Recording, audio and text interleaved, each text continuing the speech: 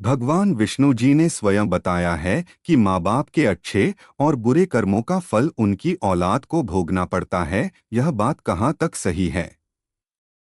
दोस्तों, कमेंट करके अपनी राय अवश्य दें। मनुष्य को खुद के अच्छे और बुरे कर्मों का फल तो उन्हें भोगना पड़ता ही है, तथा उसके माँ बाप के द्वारा किए गए कर्मों का फल भी उन्हें भोगना पड़ता है। कहते हैं ना कि जैसे औलाद बुरा या अच्छा कर्म करती है तो उसे उनके माता पिता को भोगना पड़ता है, उसी प्रकार औलाद के माता पिता के बुरे और अच्छे कर्मों का फल उनकी औलाद को मिलता है तथा भोगना पड़ता है। एक बार भगवान विष्णु और माता लक्ष्मी क्षीर सागर में शेष नाग की सया पर विश्राम कर रहे थे। तभी माता लक्ष्मी कहती हैं, हे स्वामी, क्या माँ बाप के अच्छे और बुरे कर्मों का फल पुत्र को भोगना पड़ता है? मित्रों, तभी भगवान विष्णु कहते हैं, हे देवी, अवश्य ही भोगना पड़ता है। आज हम आपको एक प्राचीन समय की बहुत ही महत्वपूर्ण कथा सुनाते हैं, जिसे सुनने के बाद आपको पता चल जाएगा कि कैसे माँ बाप के अच्छे और बुरे कर्मों का फल उनकी औलाद को मिलता है या भोगना पड़ता है। मित्रों, फिर भगवान विष्णु कथा को आरंभ करते हैं और कहते हैं, हे देवी, प्राचीन काल की बात है। एक गांव में एक किसान रहता था। वह किसान बहुत ही गरीब था। किसी तरह से मेहनत और मजदूरी करके अपने घर का खर्च चलाता था। उसे मजदूरी में दिन भर काम करने के बाद मिलते थे उसमें से 1 रुपया वह नित्य दान करता और मैं अपने परिवार का पालन पोषण करता था। इस तरह से करते हुए कुछ समय बीत गया और इसके बाद उसके 2 पुत्र हुए। अब उस किसान के परिवार में कुल 4 सदस्य हो गए, 2 पति पत्नी और उसके 2 जुड़वा लड़के। धीरे धीरे उनके पालन पोषण में किसान को समस्या होने लगी दोस्तों, क्योंकि और इधर दिन के दिन महंगाई बढ़ती जा रही थी। मित्रों, फिर आगे भगवान विष्णु माता लक्ष्मी से कहते हैं, हे देवी, एक दिन की बात है। किसान के लड़के ने अपने पिताजी से कहा कि पिताजी, आप नित्य कमाते हैं, जिसमें से आप दान कर देते हैं, और 10 में हम अपना गुजारा कैसे कर पाएंगे? किसान को चुप देख करके उसकी पत्नी ने कहा कि नहीं बेटा, ऐसी कोई बात नहीं है। आपके पिताजी रोज कमाते हैं और 1 रुपया दान कर देते हैं, या तुम्हारे लिए ही दान करते हैं, दूसरों के लिए नहीं। मित्रों, लेकिन वह दोनों लड़के इस बात को नहीं समझते थे, क्योंकि वह दोनों नन्हे बालक थे। मित्रों, फिर आगे भगवान विष्णु कहते हैं, हे देवी, फिर इसी तरह से कुछ समय बीतता गया और किसान के दोनों लड़के धीरे धीरे बड़े होने लगे। इधर किसान की एक दिन काम करके घर आते समय कार से लड़ने की वजह से मृत्यु हो जाती है। जब किसान की पत्नी और उसके दोनों लड़कों को पिता की मृत्यु की खबर मिली तो उनको बड़ा दुख हुआ। एक दिन किसान के दोनों लड़कों ने अपनी माँ से पूछा कि माताजी, हमारे पिताजी कहाँ चले गए हैं? किसान की पत्नी ने कहा कि बेटे, तुम्हारे पिताजी हम सबको छोड़कर के भगवान भोले बाबा के पास चले गए हैं। जब तुम्हारे पिताजी थे तो रोजाना कमाते थे और 10 रुपए की बचत करते थे। हमारा पालन पोषण उसी 10 रुपए में करते और बाकी का 1 रुपया वह दान करते थे। अब हमारा पालन पोषण कैसे होगा? कैसे हमारा पेट भरेगा? माँ ने अपने दोनों बच्चों से कहा, बेटों, जिस घर में गरीबी होती है उसका कोई सहायक नहीं होता है, उसे सभी दूर भागने लगते हैं सिवाय भगवान के। बेटों, क्योंकि वही गरीबों के सहायक होते हैं। बेटों ने अपनी माँ से कहा कि माताजी, ऐसा मत सोचिए, हम दोनों भाई भगवान भोले बाबा के पास जाएंगे और अपने पिलेक आम, क्योंकि हमने भगवान भोले बाबा बड़े दयालु हैं। वह हमारी दुखों को देखकर हमारे ऊपर अवश्य ही उन्हें दया आएगी और वह हमारे पिताजी को डोट हमारे साथ अवश्य ही भेज देंगे। फिर आगे भगवान विष्णु कहते हैं, हे देवी, वह नन्हे बच्चों की बात पर उसकी माँ ध्यान नहीं देती है। दिन की बात है कि किसान की पत्नी अपने दोनों लड़कों को घर पर छोड़ करके गाँव में किसी काम के लिए चली गई और उधर जो उसके दोनों लड़के थे वह दोनों भाई आपस में सोचने लगे, क्यों ना हम कैलाश पर्वत पर भगवान भगवान शंकर के पास चले और अपने पिताजी को वापस लेकर के आए। ऐसा सोच करके अपने पिताजी को लाने के लिए वह दोनों भाई अपने घर से चल देते हैं। दोस्तों, उन दोनों भाइयों को चलते चलते काफी समय बीत गया। उसी समय उनको थकान का अनुभव हुआ और दोनों भाई एक बहुत विशाल बरगद के पेड़ को देख करके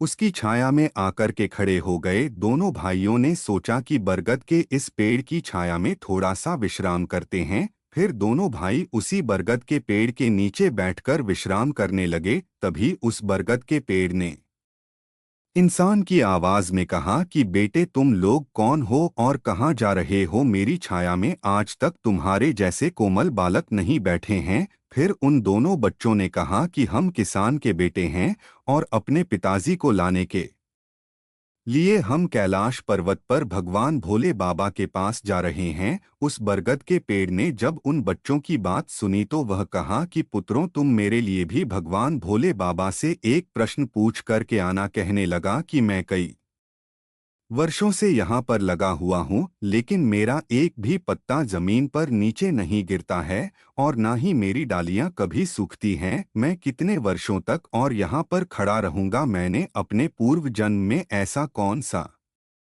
पाप किया है जिस कारण से मुझे इस योनि से मुक्ति नहीं मिल पा रही है? इसका कौन सा कारण है? तब उन दिनों लड़कों ने कहा कि ठीक है, हम भगवान भोले बाबा से तुम्हारा यह प्रश्न जरूर पूछ करके आएंगे। मित्रों, फिर आगे भगवान विष्णु माता लक्ष्मी से कहते हैं, हे देवी। इतना कह करके वह दोनों बालक वहां से आगे चले। चलते चलते रास्ते में उन्हें एक बहुत ही भयानक बड़ा सा सांप मिल गया। उस सांप को देख करके वह दोनों भाई डर के मारे कांपने लगे और खड़े हो गए। वहां से वह दोनों भाई भागने ही वाले थे, तभी सर्प मनुष्य की आवाज में बोलने लगा और कहा कि बच्चों, तुम मुझसे डरो मत। मुझे इतना बताओ कि तुम कौन हो और कहाँ जा रहे हो? वह दोनों बच्चे उस सर्प के पास गए और हाथ जोड़ करके कहने लगे, हे नाग देवता, हम दोनों किसान के पुत्र हैं और हम दोनों जुड़वा भाई हैं। हम दोनों कैलाश पर्वत पर भगवान भोले बाबा के पास अपने पिताजी को लेने के लिए जा रहे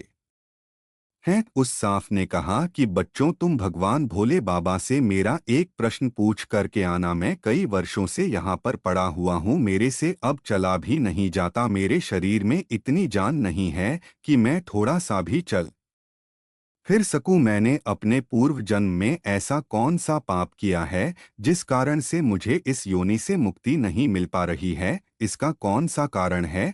तब उन लड़कों ने कहा, ठीक है, हम भगवान भोले बाबा से तुम्हारा यह प्रश्न पूछ करके जरूर आएंगे। फिर आगे भगवान विष्णु माता लक्ष्मी से कहते हैं, हे देवी। इतना कह करके वह दोनों लड़के आगे चलने लगे। फिर चलते चलते रास्ते में उन्हें एक सेठ जी मिले। सेठ ने कहा कि बच्चों, तुम दोनों कौन हो और इतनी कड़ी धूप और गर्मी में कहाँ जा रहे हो? देखने में तो तुम बड़े ही सुकुमार और कोमल लग रहे हो। उन लड़कों ने कहा कि हम दोनों सेठ जी किसान के बेटे हैं और हम दोनों सगे जुड़वा भाई हैं। हम दोनों कैलाश पर्वत पर भगवान भोले बाबा के पास अपने पिताजी को लाने के लिए जा रहे हैं। उस सेठ ने कहा कि तुम भगवान शिव से मेरा एक प्रश्न पूछकर आना। फिर वह सेठ कहता है, हे बेटो, मैं चलते हुए राहगीरों की प्यास बुझाने के लिए कई सालों से यहाँ पर एक कुआं खुदवा रहा हूँ, लेकिन इसमें पानी अभी तक नहीं निकला है। मैंने अपने पूर्व जन्म में ऐसा कौन सा अपराध किया था जिस कारण से इस कुएं में अभी तक पानी नहीं निकला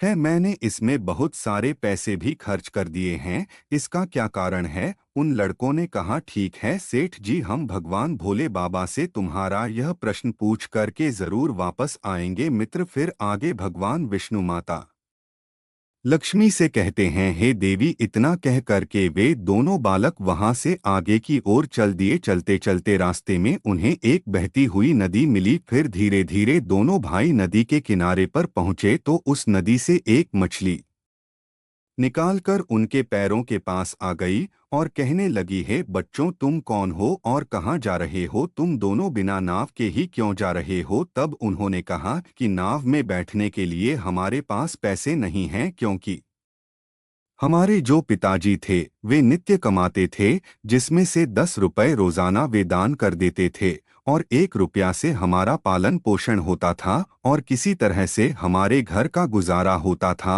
अब हमारे पिताजी घर पर नहीं है, वे भगवान भोले बाबा के पास चले गए हैं, इसलिए हम दोनों भाई उनको लाने के लिए कैलाश पर्वत पर भगवान भोलेनाथ के पास जा रहे हैं। मित्र फिर आगे भगवान विष्णु कहते हैं, हे देवी, उन बच्चों की बात सुनकर के उस मछली ने कहा कि बच्चों, तुम भगवान शिव से मेरा एक प्रश्न पूछ करके आना। कई वर्षों से मैं इस नदी में भटक रही हूँ, मेरी 7 पीढ़ियां गुजर गई हैं, परंतु मैं अभी तक इसी नदी में रह रही हूँ। मैंने अपने पूर्व जन्म में ऐसा कौन सा अपराध किया था जिसके कारण मुझे इस योनि से मुक्ति नहीं मिल पा रही है? इसका क्या कारण है? तब उन लड़कों ने कहा, ठीक है, हम भगवान भोलेनाथ जी से तुम्हारा यह प्रश्न जरूर पूछेंगे और वापस आते समय तुम्हें बताकर के जाएंगे। इतना कह कर के वे दोनों लड़के वहां से आगे बढ़े। चलते चलते दोनों भाई नदी के दूसरे किनारे पर पहुंच गए। दूसरे किनारे पर जब वे पहुंचे तो देखा कि एक मरा हुआ व्यक्ति वहां पर पड़ा हुआ है।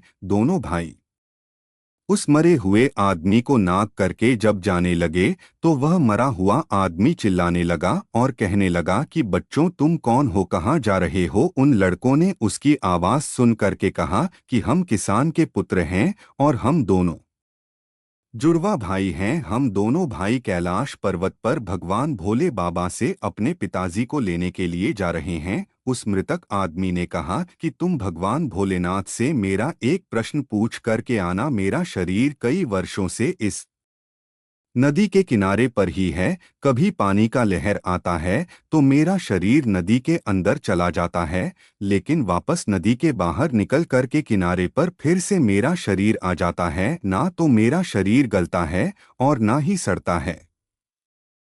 इतने सालों से जैसे का तैसा ही है। मैंने अपने पूर्व जन्म में ऐसा कौन सा पाप किया था जिसके कारण मुझे इस शरीर से मुक्ति नहीं मिल पा रही है, और इसका क्या कारण है? उन लड़कों ने कहा, ठीक है, हम भगवान भोलेनाथ से तुम्हारा यह प्रश्न पूछ करके जरूर आएंगे। मित्रों फिर आगे भगवान विष्णु माता लक्ष्मी से कहते हैं, हे देवी। इतना कह करके वे दोनों बालक चलने लगे। वहां से चलते चलते दोनों भाई कैलाश पर्वत पर भगवान शिव के पास पहुंच गए और हाथ जोड़ करके भगवान भोलेनाथ को दोनों भाई प्रणाम किया और कहने लगे कि हे भोले बाबा, मेरे पिताजी कहाँ पर है? जब हमारे पिताजी घर पर थे तो वे रोजाना 20 रुपए कमाते थे और जिसमें से दान करते और रब से हम लोगों का पालन पोषण करते थे। लेकिन अब वे जब घर पर नहीं है तो हम दोनों भाई और हमारी माँ भूखे मर रहे हैं। आप उन्हें जल्दी से हमारे साथ हमारे घर पर भेज दीजिए। मित्रों फिर आगे भगवान विष्णु माता लक्ष्मी कहते हैं कि देवी, भगवान भोले बाबा ने उन दोनों बालकों की बात सुनकर कहा, ठीक है, मैं तुम्हारे पिताजी को घर पर भेज दूंगा, पहले तुम दोनों भाई यहाँ पर बैठो। भगवान भोलेनाथ ने उन दोनों बालकों को डोट अपने पास में बिठाया और को भोजन कराया, और भोजन कराने के बाद पूछा कि तुम दोनों भाइयों को और क्या चाहिए। फिर उन दोनों लड़कों ने रास्ते में जो जो उनको मिला था उनके प्रश्न भगवान भोलेनाथ से पूछे। भगवान भोले बाबा ने उन सभी के प्रश्न का उत्तर दिया और कहा कि हे पुत्रों, तुम दोनों जाते समय उन सबको उनके उत्तर बताते जाना। और भगवान भोलेनाथ ने कहा कि तुम दोनों अपने घर पर जाओ, तुम्हारी माँ तुम्हारा इंतजार कर रही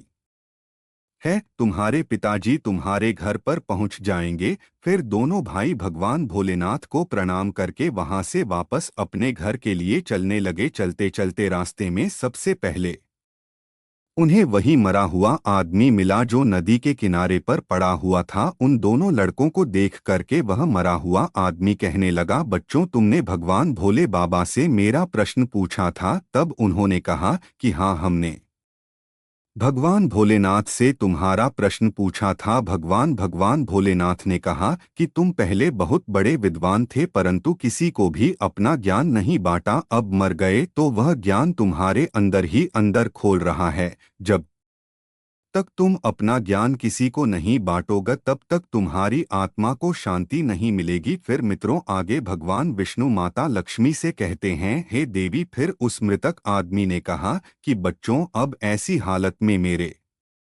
पास ज्ञान लेने के लिए कौन आएगा, तुम ही मेरा ज्ञान ले लो। फिर उस मृतक आदमी ने दोनों भाइयों को जितना भी उसके पास ज्ञान था वह सारा ज्ञान उन दोनों बालकों को दे दिया, और ज्ञान देने के बाद तुरंत ही उसकी आत्मा को मोक्ष की प्राप्ति हो गई। फिर दोनों भाई वहां से आगे चल पड़े। चलते चलते उन्हें वहीं मछली मिली। मछली ने कहा कि बच्चों, क्या तुमने भगवान भोले बाबा से मेरा प्रश्न पूछा था? उन दोनों बालकों ने कहा कि हाँ भगवान भोलेनाथ से मैंने तुम्हारा प्रश्न पूछा था। उन्होंने ने कहा है कि तुम्हारे अंदर अमृत है, जब तक तुम इस अमृत को किसी को नहीं दोगी तब तक तुम ऐसे ही व्याकुल रहोगी। फिर मछली ने कहा कि बच्चों, अब कौन मिलेगा मुझे, तुम ही मेरा अमृत ले लो। फिर मछली ने अपना अमृत उन दोनों बच्चों को दे दिया, और अमृत देते ही उस मछली की आत्मा को मोक्ष की प्राप्ति हो गई। इसी तरह से दोनों भाई वहां से आगे बढ़े तो चलते चलते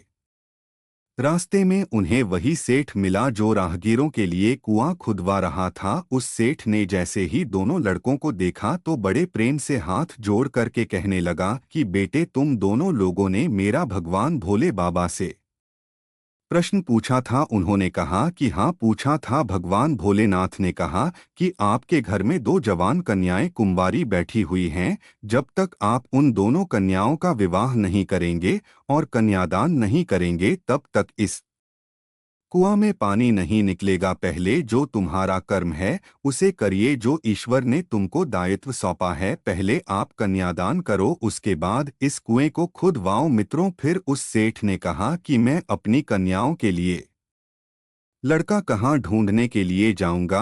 तुम दोनों मुझे बहुत ही सीधे स्वभाव के दिख रहे हो और सुंदर भी हो और देखने में एक जैसे दिख भी रहे हो। अब तुम दोनों जवान भी हो गए हो और विवाह के योग भी हो गए हो, तो हे बेटो, तुम दोनों ही मेरी लड़कियों से विवाह कर लो। दोस्तों, फिर आगे भगवान विष्णु माता लक्ष्मी से कहते हैं, हे देवी। फिर उस सेठ ने अपनी दोनों लड़कियों का विवाह उन दोनों लड़कों के साथ कर दिया। फिर सेठ ने वहां से अपनी दोनों बेटियों को बहुत सारा धन देकर विदा कर दिया। दोनों भाई आगे चले। चलते चलते रास्ते में उनको वही सर्प मिला। उस सर्प ने कहा कि बच्चों, क्या तुमने भगवान भोले बाबा से मेरा प्रश्न पूछा था? तब उन्होंने कहा, हाँ पूछा था। भगवान भोलेनाथ ने कहा कि तुम्हारे पास जो नागमणि है, तुम उस नागमणि को धरती पर नहीं उगलते हो और ना कभी किसी को दान दिया है। जब तक तुम इस मणि का दान नहीं करोगे तब तक तुम्हारा